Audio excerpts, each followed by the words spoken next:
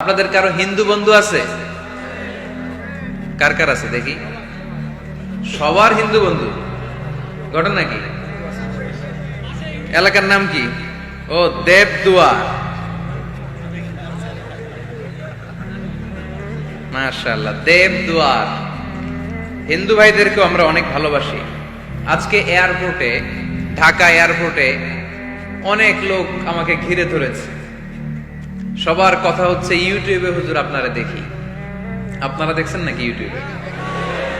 দেখেছি তো। এক হিন্দু আসছে, এসে কানে কানে বলে, হুজুর আমি হিন্দু, আমি আপনার আলোচনা শুনি, আমি আপনার সাথে একটা ছবি তুলতে চাই। কেন বলতেছে? এটা স্মৃতি হিসেবে রাখতে চাই। তো এটা আমাদের সৌভাগ্য, ঠিক কিনা? হিন্দুরা যদি আমাদের মাহফিলে আসে, এদেরকে জায়গা করে দিবেন, খাওয়ার ব্যবস্থা করে দিবেন। অনেক আসছে, হ্যাঁ, ভিতরে। আমাদের হিন্দু ভাইদের মধ্যে থেকে কারা কারা আসছেন দেখি তো। আচ্ছা, হাত উঁচু করবে না, তারপরে দুই একজন করে ফেলছে, হাত নামান। হয়েছে হয়েছে, না ওঠানোর দরকার নাই, টানাটানি করার দরকার নাই। আলহামদুলিল্লাহ, অনেক নাকি আসছে হিন্দু। আলহামদুলিল্লাহ, আল্লাহ ভাইদেরকে তুমি ইসলামের জন্য কবুল করো। আমাদের মধ্যে যদি ইসলামের সৌন্দর্য দেখে, তাহলে তারাও কালিমা পড়ে মুসলমান হবে, ঠিক কিনা? এবং কোন হিন্দু ছেলে যদি মুসলমান হয়, তার দায়িত্ব আপনারা নেবেন, এবং তার বাবা মার সাথে সেজন্য সম্পর্ক নষ্ট না করে। বাবা মা হিন্দু হোক, কোনো সমস্যা নাই, বাবা মার সাথে সুসম্পর্ক থাকবে, সুসম্পর্ক থাকবে।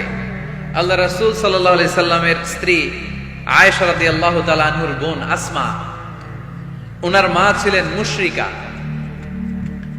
তখন মুশরিকা ছিলেন, এসে আল্লাহ রাসূল সাল্লাল্লাহু আলাইহি ওয়াসাল্লামকে বললেন, ইয়া রাসূলুল্লাহ, আমার মা তো মুশরিকা, আমি তো কালিমা পড়ে মুসলমান হলাম, আমি কি মায়ের সাথে ভালো আচরণ করব নাকি কথা বলবো না? বিষ্ণু সাল্লাল্লাহু আলাইহি ওয়াসাল্লাম বললেন, খবরদার, সিলিহা, হোক মুশরিক হোক কাফের, সে তোমার মা। লাউ কাতা'তা জিলদাক, যদি তোমার চামড়া কেটে মাকে পায়ের জুতা বানিয়ে দাও, ওই যে এক ঢোক দুধ খেয়েছিলা, ওই এক ঢোক দুধের সুদ আদায় হবে না। খবরদার, মায়ের সাথে ভালো আচরণ করো।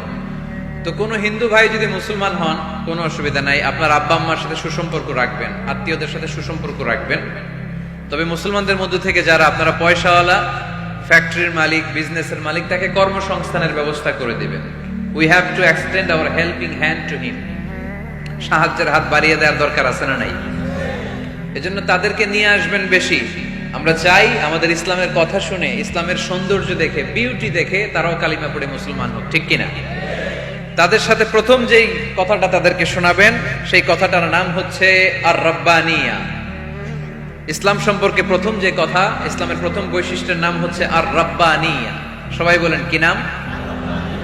মানে এটা রবের দেয়া ধর্ম। তাকে বুঝাবেন, ভাই তোমরা অনেকের ইবাদত করো, অনেকের পূজা করো, এবং তোমাদের এত এত দেবতা যে অনেকের নামও তোমরা জানো না, ঠিক কিনা?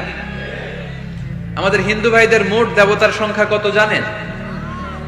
হ্যাঁ, অনেক অনেক সংখ্যায়, 33 কোটি বা 36 কোটি এরকম সংখ্যা পাওয়া যায়। তো আমার দেবতা যদি 33 কোটি হয়, আমি কয়জনের মানব? আমাদের রব কয়জন? ওনার বিধানগুলো কি আমরা ঠিক মতো মানতে পারি? আমরা বিপদে পড়লে এক আল্লাহর কাছে চাই।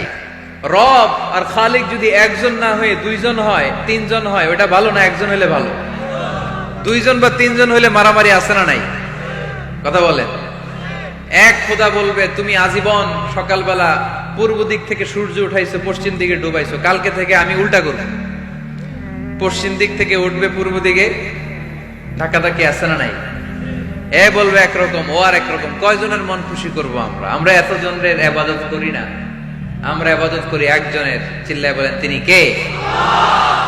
আমরা ঘোষণা দেই, কুল হুয়াল্লাহু আহাদ আল্লাহুস সামাদ লাম ইয়ালিদ ওয়া লাম ইউলাদ ওয়া লাম ইয়াকুল লাহু কুফুয়ান আহাদ। পড়েন সুবহানাল্লাহ।